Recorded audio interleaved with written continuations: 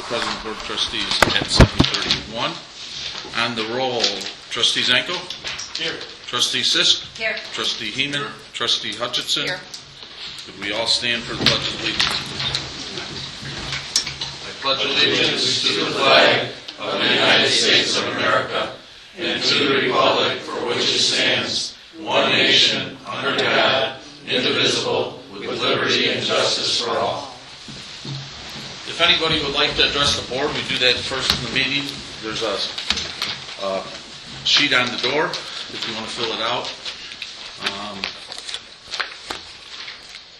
So the only one that I have that wants to address right now is Carl Nice. State your name and address, please, Mr. Nice. Carl Nice, 3802 North Hillcrest Place, Johnsburg. The reason I'm here is just to thank the board members that helped do what the Miller family anticipated years ago to give a right-of-way down to the river, down next to the Haney property. The Haneys fought this for I don't know how many years. They wrote a letter to Martha Friend, which is my wife's mother, saying they wanted to buy the property. They say they didn't write it, but I know they did. The only thing I have to say is that they're not here. I can't combat them. And I'm just going to say I want to thank the village, the whole board, most of the board, for their help in saying that this property going down to the river it does belong to the village of Johnsburg.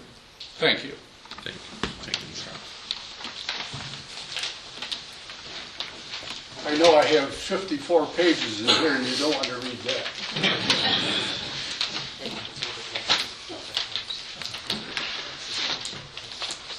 Anything else? Okay. On this agenda, I'll make a motion, entertain motion to approve the omnibus agenda with one removal of check number 109902. Okay. Could I have a motion? Motion by Trustee Heeman, seconded. Second. Second by Trustee Hutchinson. Discussion on the motion? What's that number again? 109902. I don't have it on my disposal. I starts at 903. Mine too.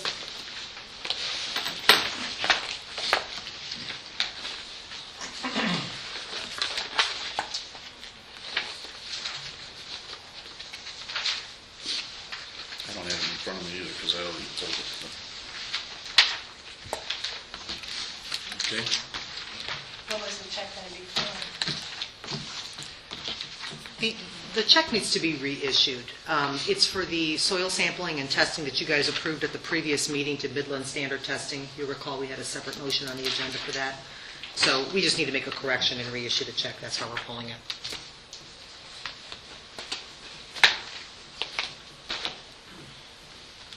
Soil testing for The Fairview Avenue project.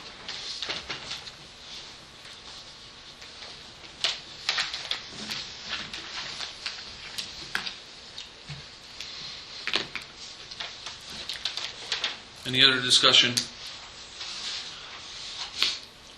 With there being none on the roll, Trustee Zanko? Aye. Trustee Sisk? Aye. Trustee Heeman? Aye. And Trustee Hutchinson. Aye.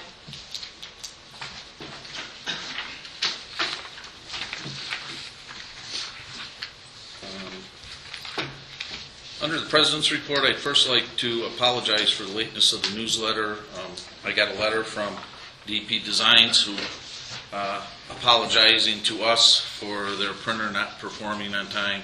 The printer dropped the ball, and it's about 3 weeks late. But she did apologize, and all I can say is, she stepped up to the plate and said it was her fault in the printer. So. And as of this afternoon, all of our meetings going back to January are now on the website in audio, so you can click on it and you can listen to the actual meeting. from January forward. They'll all be there where you can go to the wall site, click on it, and website, click on it, and hear exactly what happens in the meeting. Okay?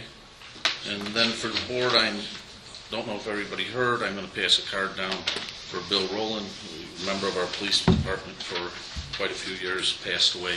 So if you'll sign that. New business? Mary Lou? I don't have any new business. You wanted to report on something? That's not old business? Okay. Where are we? New business or old business? I thought I was reporting on old business. There is an old business. Okay. Well, the only thing I wanted to report was I promised the board that I would keep updating where we are on Mrs. Haney's FOIAs in terms of the cost to the village. So I wanted to report at the March 7th meeting that I had provided an update at that time, and since then we've had another 27 and a half hours that has been spent on Mrs. Haney's FOIAs to the tune of $1,513.63. So that places the entire cost of the FOIAs related to just Mrs. Haney at $9,891.82. I think we know that the majority of that was all related to the property that was in question that Mr. Nice talked about.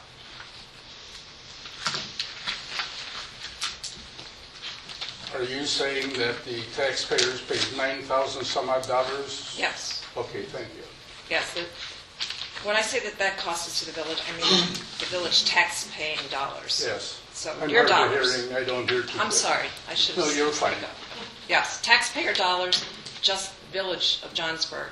That doesn't include any of the cost of FOIAs that have been related to this particular issue outside of the village, like the county or other places, because there's been a whole slew of Just- man-hours and FOIAs outside of the Village of Johnsburg. So I'm just talking about the Village of Johnsburg's tax dollars. Thank you. And my aggravation. Well, you'll have to put a price on that. I don't know what that would be. I'll try it. Any other discussion? New business? Any other new business? Okay. With there being none, McHenry County Transportation, introduce yourselves. Thank you for coming. Thank you. My name is Jeff Young. I'm the Assistant County Engineer for the Division of Transportation. With me tonight is Tim Warner. He's one of our lead construction engineers at the county. This is one of our more major projects that the county is undertaking. When we do that, we always don't have the staff in-house, so we often hire an outside consultant to be the resident engineer, the on-the-job every-day type individual.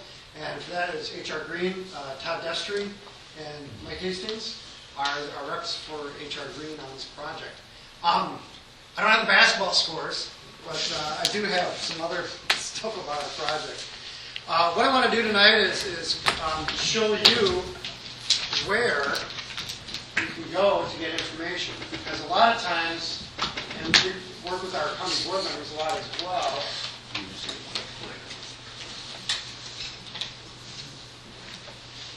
a lot of times we work with our county board members, and we can't be there with them 24/7. So obviously, when they get questions on any of our projects, whether it's in the grocery store or at church or things like that, we want to be able to have them be as informed as possible. And there's a lot of information. I mean, you fully know that there's no way at any given time you can know everything that's going on a project.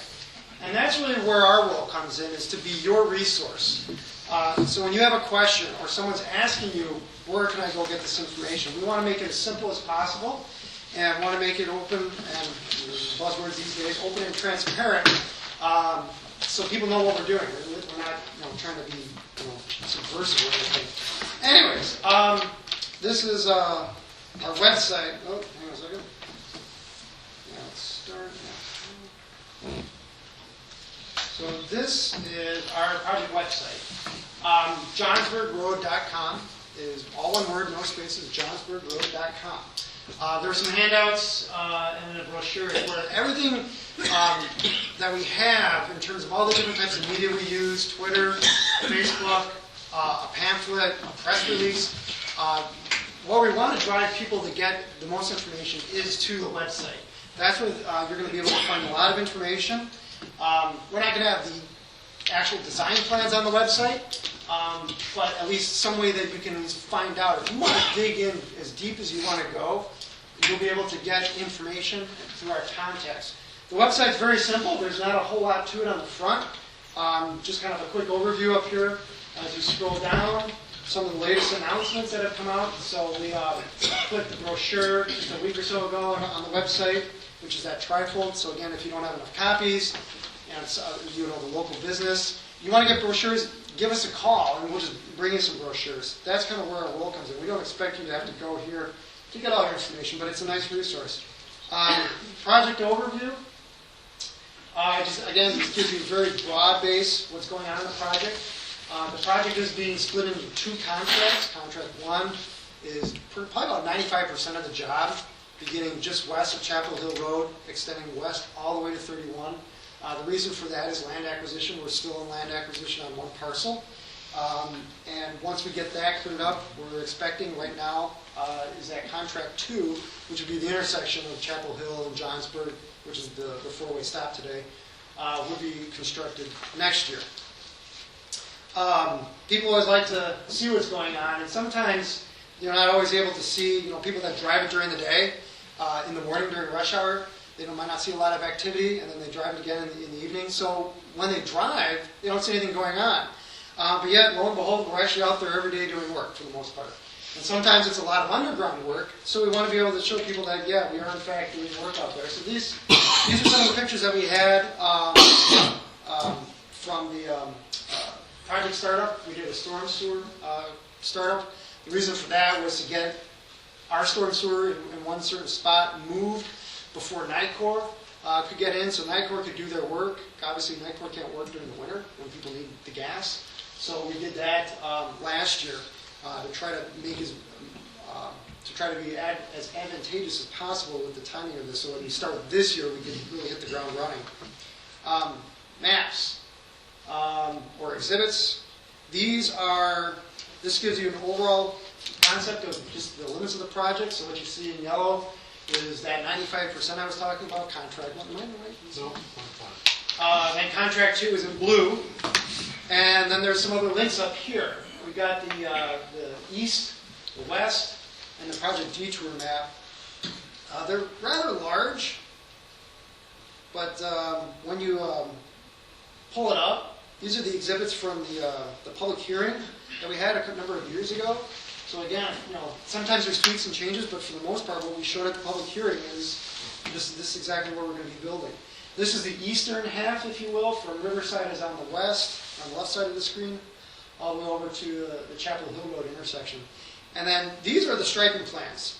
So you can get in and actually see where the left turn lane is going to be. There's the traffic signal at Spring Grove Road. There's a legend telling you what this blue stuff is, and then the kind of brownish color. The red line is existing right away, and then here are the addresses along. So sometimes, you know, you might be talking to someone, you might not know exactly, oh, at 23, well, we put the addresses on here to try to make it as user-friendly as possible so you can really see what's happening and label some of the key businesses.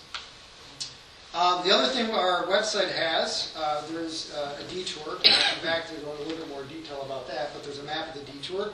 It's a partial detour, not a full detour. Project updates. After the first couple updates, on that home page, we keep them on the website, and we just archive them at this location. Contact us. This is where the gentleman over here, Mike, Todd, and Jim, we've got a different bit of information here for our county contact, Mark Demir. That information is changing to Jim in a little bit. But nonetheless, this is where, you know, hey, how do I get a hold of the county? How do I get their phone number? These are their contact information. These are their cell phones. Okay, so, you know, middle of the day, it's not going to someone's office and talking to the secretary, going into voicemail. You might get their voicemail if they're busy, but this is the easiest way to get a hold of them. And then their emails are on here as well. So how do you stay up to date on all this information that we're spitting out there? You can sign up for our email list. So you can put your name in and give us your email address. You can give us 10 email addresses. It doesn't cost us anything. So it's really great homework. The kids, whatever, your aunt in California, if they want to know what's going on our project. And this is where you can ask a question. If you don't want to talk to someone, that's great. You can put an email in here, and these go right to Todd, and Todd will answer them and get back to you. If you think you're adventurous enough and want to try to find out the information on your own, we have some frequently asked questions on here as well. And load it. It's on the page. There we go. What does contract 1 include? What does contract 2 include? What's the cost of the project? It's about $4 to $5 million right now. A lot of questions we anticipate are going to be about the minor roundabout, so we've got a lot of frequently asked questions about the roundabout. We also have a link to our DOT page about minor roundabouts. So we didn't want to put all the information about everything you ever wanted to know about a minor roundabout on the Johnsburg site, but this is on the county's main website because we are looking at roundabouts at other locations. And at the bottom, there are a whole lot of links here. There's some, if you want to get a coloring book for the kids, there's a link here for that. Videos, there's a Federal Highway Administration 10-minute safety video. It's a great resource if you just want to find out more, or someone asks you the question, hey, what's this? Again, so that you have to be able to know exactly what all the answers are, direct them to the website, and that's where this is all set up. If you think we're missing something that's really key on the website, we'd be more than happy to add it. As we get those email questions, we continually add to that frequently asked question webpage here. So that, if it's a question we think is going to be asked a lot, we'll add it to that. Then the last thing I got is for all you real savvy folks with social media. We've got our Facebook and Twitter page set up here, so when you click on it, pull it up, here's our Johnsburg Road Facebook page. And so we put up a little thing here. You can see at the top, we'll be at the Village of Johnsburg meeting tonight to discuss the upcoming project. So right now we don't have a whole lot of people liking us. That's okay. That's okay. Get better, right? Yeah, we're really working on that. And we've done this on our major projects, and I mean, social media, it's not for everyone. This isn't, Justin Bieber type stuff. But really where the power of this comes in is how it can just expand and grow in terms of the reach. And the example I'll give is Walk Up Road, a project we're doing joint with the city of Crystal Lake, right by the metro station, right by downtown Crystal Lake. We have like 60 people that like our Facebook page. One of the people that like us is the downtown Crystal Lake business merchants. So they've got 1,600 people that like downtown Crystal Lake business merchants. So we did a post on there informing them of an upcoming detour. They reposted it. So within one click, the amount of that information went from 66 to 1,600 people. That's an incredible amount of spread that we didn't even have to do anything with.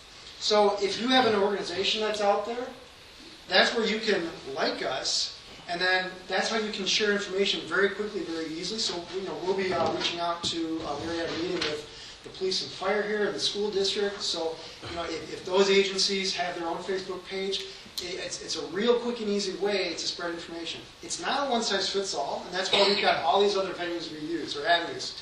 That's why we have the website. The Facebook isn't going to have a whole lot of information. It's going to be a quick, maybe a 2-sentence blurb, but then for more information, you can go to the project website where we have the ability to put more information on it. With any type of new media that's out there, what we found is that, and you can look at this with all the demographics, you get all this interesting information back from the people that like you in terms of their age and sex and things like that, is you're not hitting the entire population, but you're hitting a new niche. And that's what we're finding with Facebook. It might be a younger population, but the younger population might not be reading the paper every day. So again, they're not getting their news that way. They're getting their news through this. And so that's just what we're trying to do, is find new ways to help spread the information and keep people informed. That's really what I've got in terms of our audio-visual stuff. If you want to hit the lights. Unless there's some specific questions on that. I'll give you a quick update, and we can answer the questions you guys might have. Our schedule right now, we went to bid. The bid was open a couple weeks ago through the Illinois Department of Transportation. The bid went to, and what was it? Tachano for construction. It's just under $5 million. IDOT has yet to approve the bids, so that information hasn't been, I mean, it's public, but hasn't been really formalized or finalized yet. But assuming everything goes according to plan, they will be the low bidder and they'll get the award in the contract. It usually takes about 4 to 6 weeks for IDOT to get to that end process, when we can actually then have a meeting with the contractor and have what's called a pre-construction meeting, where we invite representatives from the village, fire, safety, things like that, the school districts, where we actually then find out what the schedule is that the contractor wants to do. Once you start a project like this, it's more or less turning the keys over to the contractor, and he has a set of plans, but it's his job to build it. If he thinks he can build it more efficiently by starting over in one spot versus another spot, that's how it'll end up getting done. That's where these updates will come in really handy. If you want to know what's going on, we're not going to be sending out email updates or Facebook updates every hour, or maybe even every day. It might be once a week. There might be a couple weeks where all we're doing is paving. Now, that's not exactly the most exciting thing, so we're obviously not going to be doing updates, but we'll probably put some updates in there just to remind people that paving is continuing. And that's where I will put in the pictures and things like that to make it a little bit easier for the viewers. So once we get the contract has been officially awarded, what we're looking to do is have almost a meeting like this for the general public. It's what we call a construction informational meeting, where we'll have exhibits, we'll kind of put the website up and have brochures, and then staff and the engineers will be in the room to answer questions that may come up. Typical questions that we get on these types of meetings is, well, what's going to happen to my driveway? How do I get out while they're constructing in front of my driveway? Things like that, which are great questions. Everyone's going to want to know. But that's where, once we start to know and get out there on the street and have that face-to-face contact with the residents and business owners, that's the job of the RE, is to be out there saying ahead of time, okay, at the beginning of the week, we know the contractor's going to be going for this next 1,000 feet, so we can contact those residents and business owners to say, this is what you can expect. Okay, and then when we get down to the actual details and when stuff starts happening, at least they're aware that, okay, I've got a big party coming on Saturday. I know they're not paving on Saturday. I should be in good shape, that kind of stuff. And so we'll have an announcement. We'll work with Claudette at the village and Tim, and then obviously the fire and police as well on announcing that construction informational meeting. Right now, our best guess is probably early May. We'll do that. We may use the village's facilities here. It seems to work out really well, unless there's another venue that you guys think would be better. So, did I miss anything? I think, Jeff, if I could just add to I just think it's important because what Jeff has done and the team here, as he mentioned, we met with Public Works, Police, Fire, Emergency Services. We're working very closely with Tony Heeman because of the mutual aid agreements. So we have the information going out to Richmond, Spring Grove, Wonder Lake, and all the different facility locations. And we're working with Tony that once the project starts, and if there's an issue here, which firehouse are they going to report from? How do they get through the project? Or how do they get in and around, and how do the other areas? Fox Lake even offers help sometimes. So working very closely with them. As Jeff mentioned, we met the other day with McHenry Township, with Donna, with Leon, and with Terry, their facilities. We're working with, the county's working with Pace and McBride. We do have elderly and disabled people that get picked up. So we're working closely with them so that during construction. Our motor fuel tax project, MFT road program is going off, and we're working with Leon so that the contractors understand, because there are some roads on both sides of this project, that they have to understand. It's not going to be certain ways they can come in and come out. John, I know that we want to, obviously, with this town hall next meeting, we also want to have additional meetings with the businesses, Java, the community club, and the schools, and link them and get to their websites. And they do have Facebooks, and so we can, again, get great exposure from them. I'm meeting with the school district and the bus transportation people to help them reorganize their bus routes as to where the kids get picked up temporarily or interim. Again, I just wanted you to know that there's a lot of things going on behind the scenes all the way back from like last fall just kind of gearing up to, as Jeff mentioned, we really need to be out in front of this on a day-to-day, that's what the REs will be doing, knocking on doors and things like that. But it's very important. We're also working with the post office. Where do we put the mailboxes? Can we bunch them together? Will they pick them up if we put them in a certain spot? So Leon had a great idea the third week in September, the Touch a Truck event that they have at the township. A lot of seniors attend that. We can also have a senior event there, play a video on a roundabout, maybe even have some interactive things in the large gathering hall where people can just kind of walk through a roundabout set up on the floor so they kind of get the concept of that. And Leon and Donna thought that would be really, really good for not only for seniors but for everyone to understand. So they offered to allow us to participate with them third week in September, since that's contract 2, which will be bid in November, and they'll get ready to hit that in the spring. So I just want to add that, because I know we do a lot with Java and with Community Club and with the businesses, and again, that's going to be the RE's jobs and Jim's job to keep them open for business and inform, keep the traffic moving, and keep everybody safe. Jeff, I certainly want to thank you for coming. It's really very important, very informative. And we just had our business expo over the weekend. The highlight of the expo was people asking us about the road. And I'm really glad to see that you're going to have a more intimate meeting with the business people in the downtown area, because they were all very worried about how they're going to be able to operate their businesses doing this. And they always think it's a Johnsburg project, so they're coming after us. Sure. And, we want to partner with you. We want to help you whatever way we can, and we'd like to be whatever ambassadorship we need to do to help you with that, with them. We'd love to do that.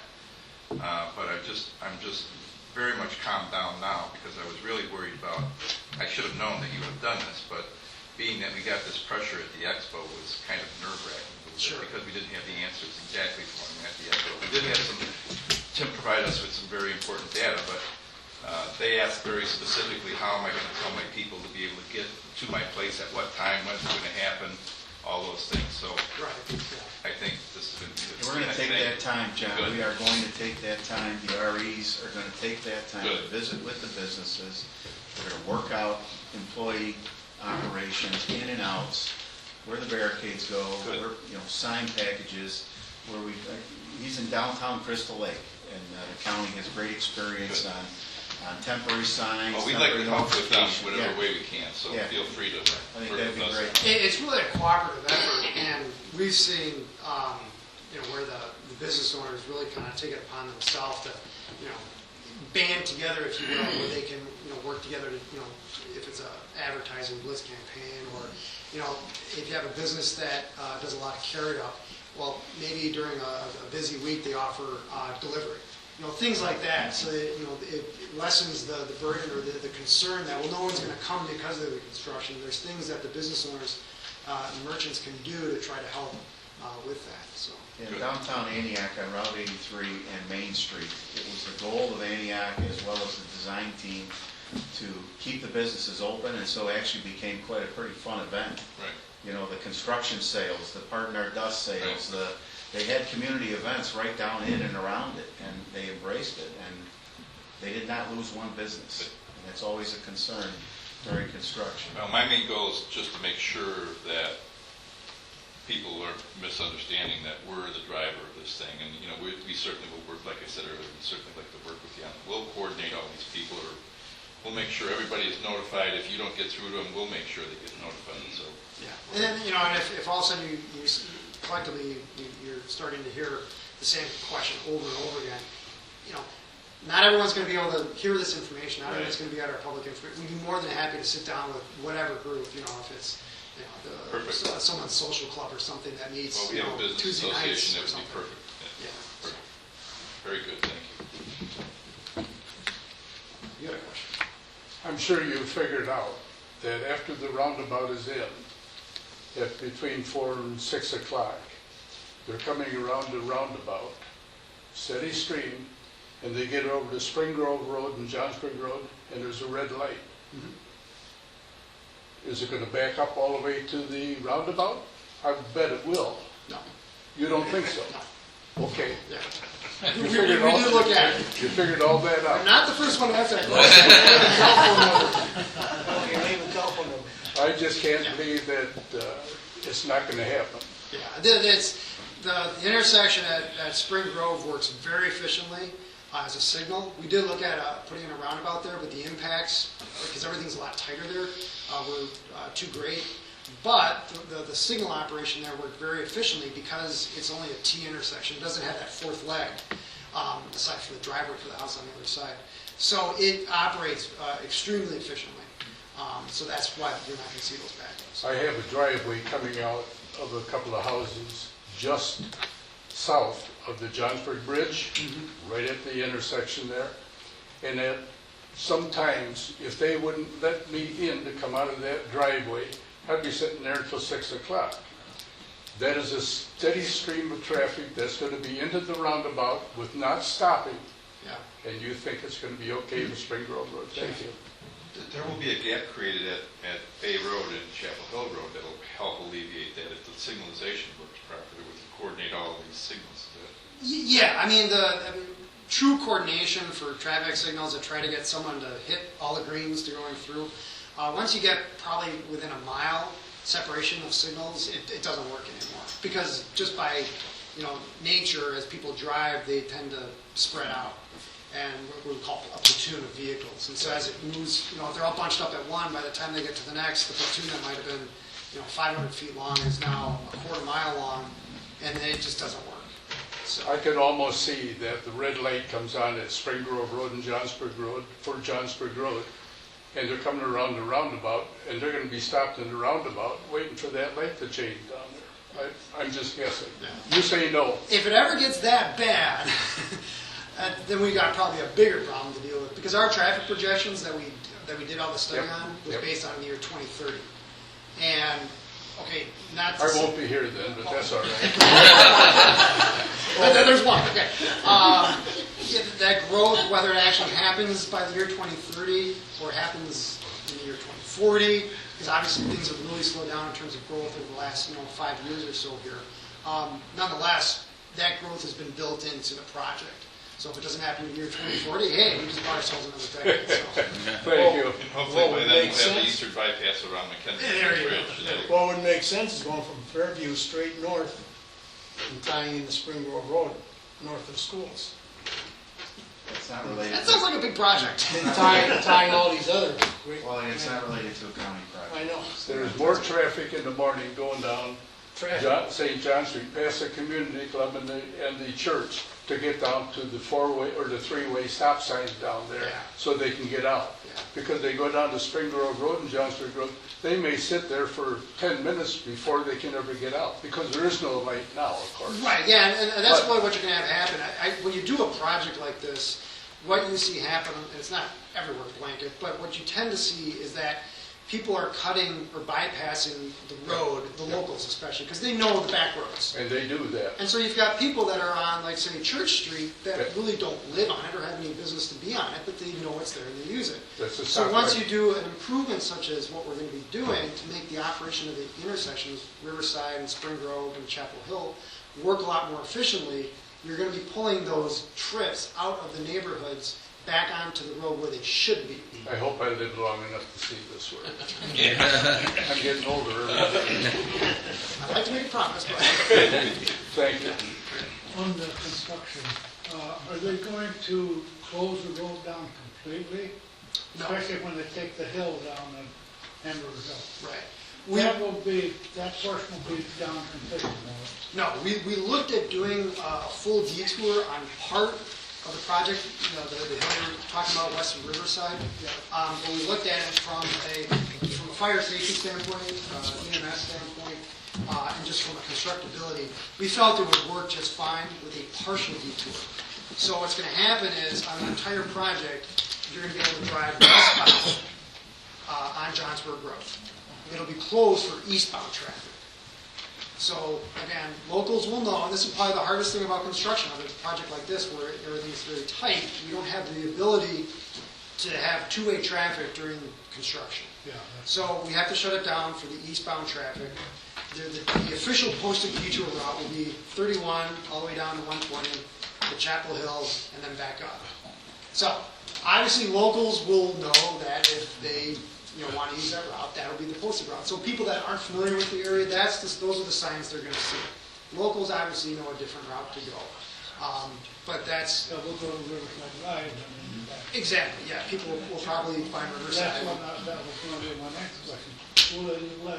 Will they have both sections under construction at the same time? And anticipated, yes. I mean, there is, again, once we hand the keys to the contractor, he may feel he can knock out everything from Riverside West within a very short order, and then he'll come back and do everything east of Riverside. But that's up to the contractor. Right now, we anticipate the whole project being done at once.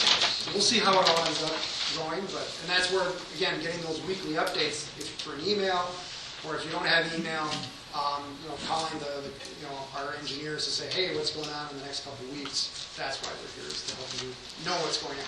I wish I could tell you exactly what's going to happen on June 13th at 2 o'clock, but One more thing, Jeff, we heard a lot of questions about this, and I know you've tested this at the fire district. You ran their largest fire truck and through a roundabout that's the exact same size as ours, and there's no problem. oh, yes. Because we've heard time and time and time. School again, it buses, won't make it. trucks, gravel trucks, the fire equipment. We actually got their latest piece of equipment, the hook and ladder, the largest truck, ran it through there, and showed it in all directions, all Good. legs, and in fact, Tony came with us to Hoffman Estates, I remember where the you telling fire me that. chief came out with their biggest fire truck and a snowplow next to a senior housing development, a Ryland home development, and a future NIU campus. And everything was working, and not one of them went up on the concrete apron, which is there for them, to show that how effective this and easy it is to use. But the concrete apron is there for the 53-footers to run their back wheels up and around as they're going on it. And that's why it's designed in concrete, mountable curb, because it doesn't happen each and every day. But some of the videos we're going to post, or the videos that will be made available, is the Minnesota experience and a few other good ones that we've seen from WisDOT, where they actually show a guy driving a snowplow truck, shows you how to plow it. The public works guys got to see all that. And then it shows how emergency vehicles come through, how bicyclists, motorcycles, pedestrians cross, fire trucks, and even dual tractor trailers.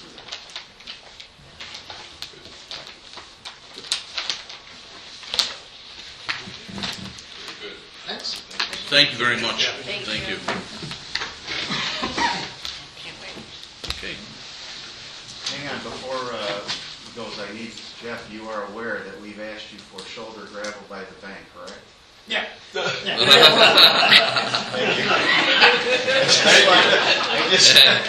Yes, they are Way aware. to cover it, Tim. Jim was out there with our guys, and it's in their schedule, absolutely, Ron, so I just wanted to make sure I almost forgot. Yeah, we do. Any other discussion? Discussion? Entertain a motion to adjourn? One last statement. Yes. I hope everybody votes for the election coming up. I will not be here to vote. I'm going to have a hip replacement, but I do have ballots that I am putting in right now. So I'll be voting for you people. Thank Let's vote. Make a motion to adjourn. Entertain a motion to adjourn, please? Someone. Okay, we have a motion by John, seconded by Janice. On the roll, trustee Zanko? Aye. Trustee Sisk? Aye. Trustee Heeman? Trustee Hutchinson? Aye.